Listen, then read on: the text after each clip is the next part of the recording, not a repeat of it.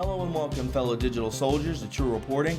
It is the 9th of June, and on today's podcast, we will be covering an article sent to me by one of my mods, Quinte. You can follow her on Twitter at LavenderLives, so thank you, Quinte. The article from the BBC is entitled, Scottish Child Abuse Inquiry, Boys Raped by Priests at Satanic Parties. My friends, we all know what goes on within these churches, within the Catholic priesthood, and on such a level to come out into the global consciousness from the BBC is mind-blowing. We will be going over this article and a couple memes coming from 8chan, but before we do so, my friends, would you please welcome my new sponsor, Noble Gold. Hey guys, did you know Father's Day is coming up? June 16th. So for this Father's Day, instead of the usual instantly forgotten aftershave or amusing mug or t-shirt, why not get him something really special, something unforgettable, something as unique as it is legendary? For this Father's Day, Noble Gold has combined their best-selling Freedom 2020 President Trump 1-ounce silver coin and their 10-ounce United We Stand silver bullion bar into an unforgettable twin set. For Father's Day, Noble Gold is offering these sensational sets with a $30 discount when you use my code TRUreporting30. So show your dad how special he is and order yours today. Thanks.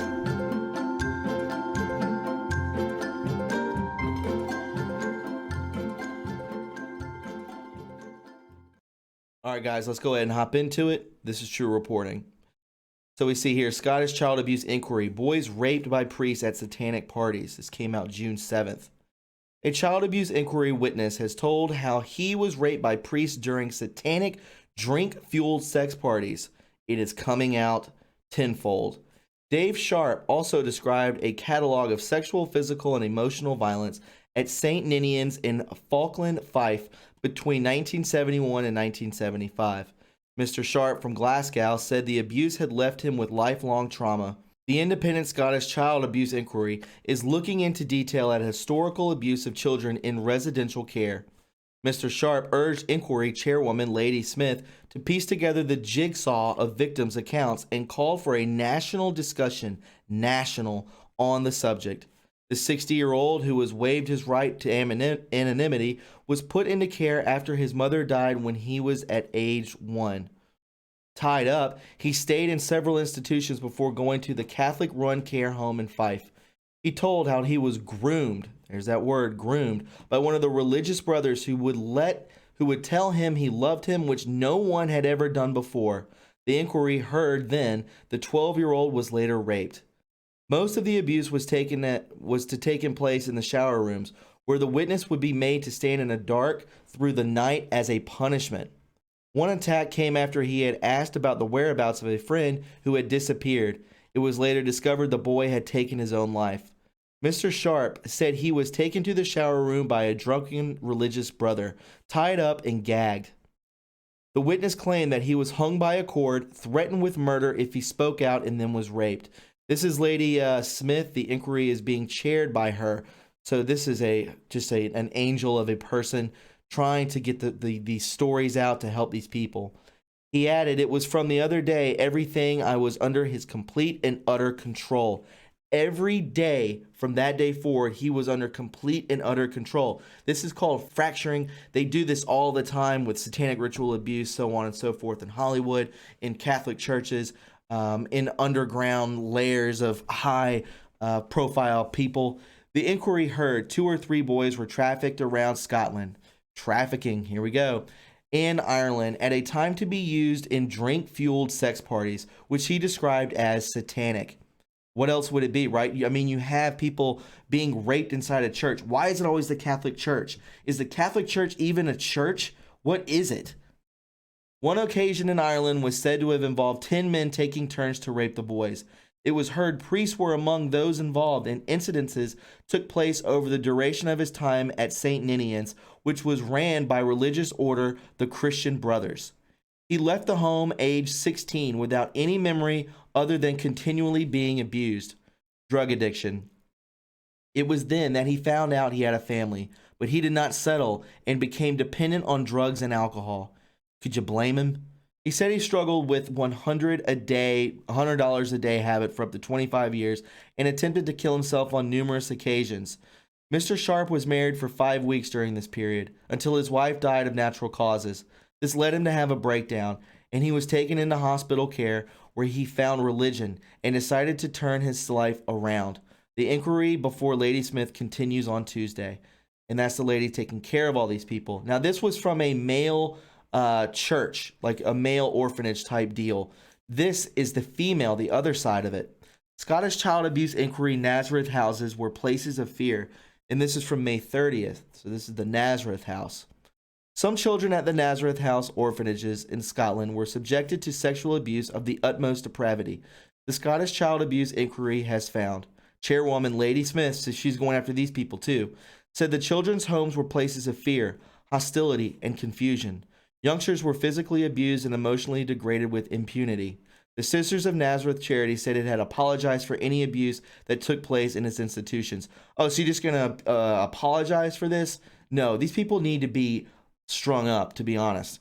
Over 27 days last year, the inquiry heard evidence from former residents of 4 institutions in Aberdeen, Glasgow, Midlothian, and Ayrshire. What happened was wrong. Helen Holland told the inquiry she suffered years of physical and emotional cruelty as a child at the Nazareth House in Kilmarnock. So I'm guessing, guys, this inquiry is like a courtroom type situation where she was raped by a priest. She welcomed the fact that Lady Smith had believed her evidence to the inquiry. Lady Smith is the angel of a woman trying to help these people. It is almost as if she reached beyond me as an adult and spoke to the child inside and said to that child, "This wasn't your fault. This shouldn't have happened. What happened was wrong." That in itself is massive. The inquiry's case study report about the Nazareth houses between 1933 and 1984, good God, that's like 50 years of abuse, will form part of a wider investigation into the abuse of children in care in Scotland. Rightfully so. And it follows a similar publication on orphanages run by the Daughters of Charity of St. Vincent de Paul, which found the homes were places of fear, threat, and excessive discipline. What happened at Nazareth House orphanages? Orphanages were places of threat and abuse. Abuse inquiry to look at 17 more groups. So these people, this inquiry is going to look at 17 more orphanages. The abuse of the Nazareth houses was similar in terms of nature and extent, but the sexual abuse of children in the care of the Sisters of Nazareth was of a particular depraved nature. Obviously, these people are satanic, right? They're abusing and just ruining these children. The latest report adds, it says children were targeted by staff, volunteers, visitors, priests, and nuns, and adults who were aware of the abuse took no action. Lady Smith said the Nazareth houses in Scotland were for many children places of fear, hostility, and confusion, places where children were physically abused and emotionally degraded with impunity. There was sexual abuse of children which, in some instances, reached levels of the utmost depravity. Children in need of kind, warm, loving care and comfort did not find it. Children were deprived of compassion, dignity, care, and comfort. She also rejected all suggestions that witnesses colluded on fictitious accounts about their time in care. The latest report outlined in detail the abuse endured by children at the homes, including children were hit with belts, canes, sticks, brooms, handles, hairbrushes, shoes, and wooden crucifixes. That's not too sacrilegious, right? Carbolic soap was forced into their mouths, their heads banged together, and they were made to kneel in corridors for long periods. For many children, this was part of a daily life. Runaways were beaten when they returned. Those who reported their abuse to police were not believed, because I bet the police ran on it too. That's how all this works. Bedwetters were humiliated. They were beaten, put into cold baths, made to wear wet sheets, and called names by the nuns. Children were force-fed.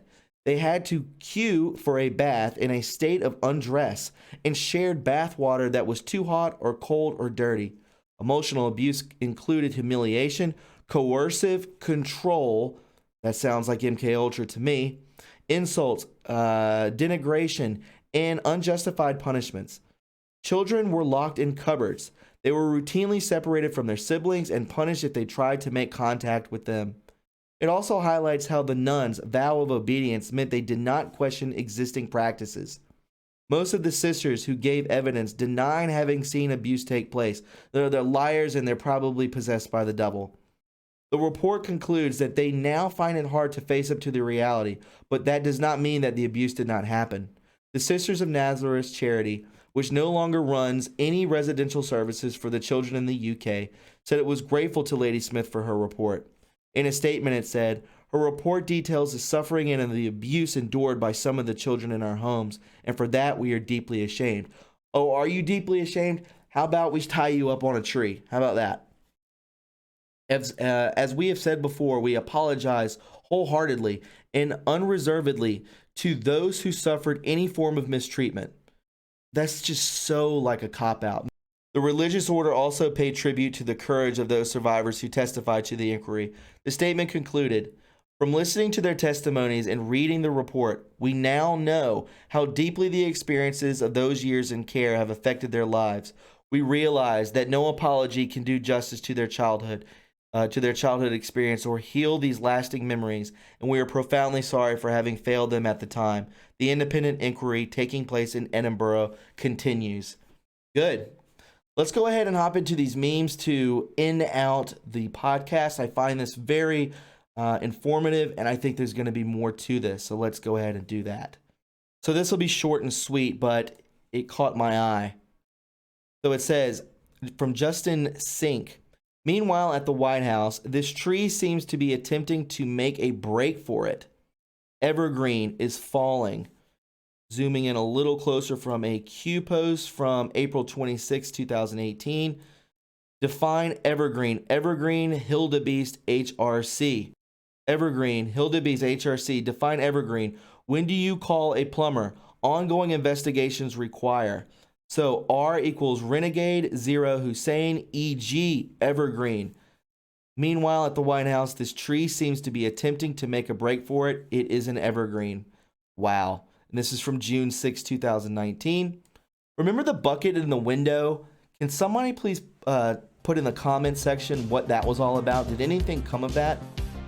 Evergreen is going down. This is from 2 days ago from 8chan. My friends, if you found this informative and interesting, please subscribe to my channel. You can follow me on Twitter at TRUreporting, and don't forget to leave a like. You can donate to this channel and keep it afloat by going to my PayPal or Patreon links in the description box below. There's also a P.O. box if you would like to send anything to the channel. We will do an unboxing of it, probably on the live stream section of the channel. My friends, please be kind and loving to one another, and we'll talk to you very soon. Have a wonderful Sunday. Bye-bye.